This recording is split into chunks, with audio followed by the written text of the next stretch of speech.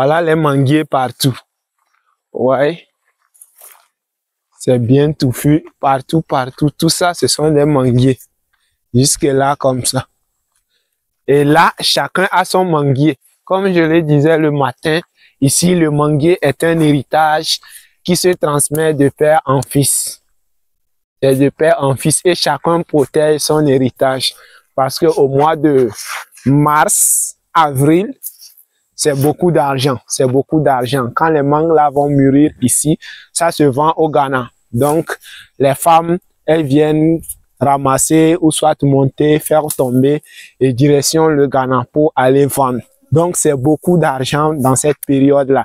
C'est ça qui fait que en cette période où il y a les feux de brousse, si tu n'as pas ton champ tout autour de ton manguier, tu es obligé de venir tailler tout autour pour protéger ton manguier contre le feu de brousse.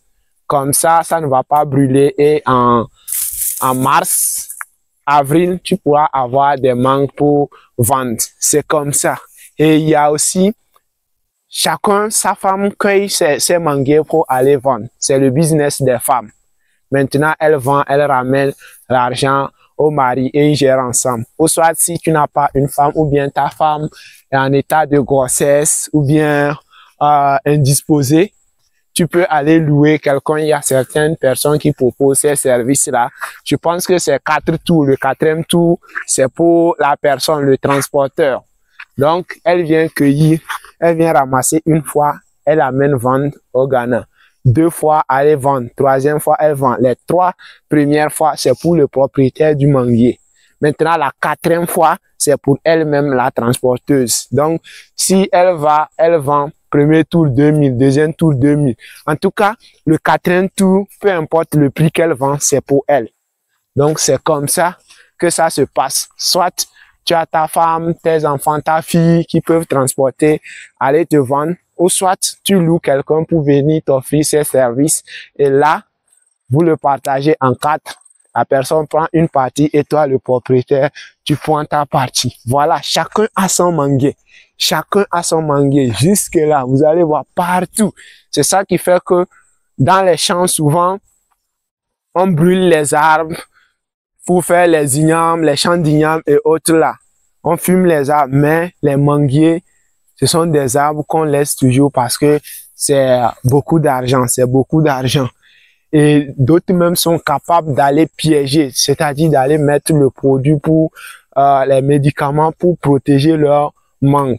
Donc, en passant, tu t'en vas au champ, tu ne sais pas, tu touches sa mangue, tu auras des problèmes. Soit tu peux rester comme une statue là-bas, ou soit ta bouche va se gondoler. En tout cas, il y a plusieurs types de gris-gris qu'on fait pour protéger ces manguiers. Donc, la mangue, à certains endroits, c'est un truc cadeau. Tu passes, tu vois, tu vas, tu prends, tu suces comme tu veux. Ici, c'est très dangereux. Il faut vraiment, vraiment faire attention. Il y a le champ de certaines personnes qu'il ne faut même pas oser toucher. Il y a un manguier devant ici. Quand tout le monde passe, chacun passe son chemin tranquillement. Personne n'ose toucher parce qu'on connaît le propriétaire. Mais il y a d'autres comme chez nous. Même si tu veux venir voler, aller vendre, tant pis. Nous, on aura notre part. Donc, les gens, chacun avec son intention. Voilà pourquoi aujourd'hui, nous sommes allés de l'autre côté, aller tailler pour pouvoir protéger les manguiers. Sinon, dans le cas contraire, si ça brûle en mars, avril, tu n'auras que tes yeux pour pleurer quand les autres vont faire le business des mangues avec le Ghana. Donc, c'est un peu ça.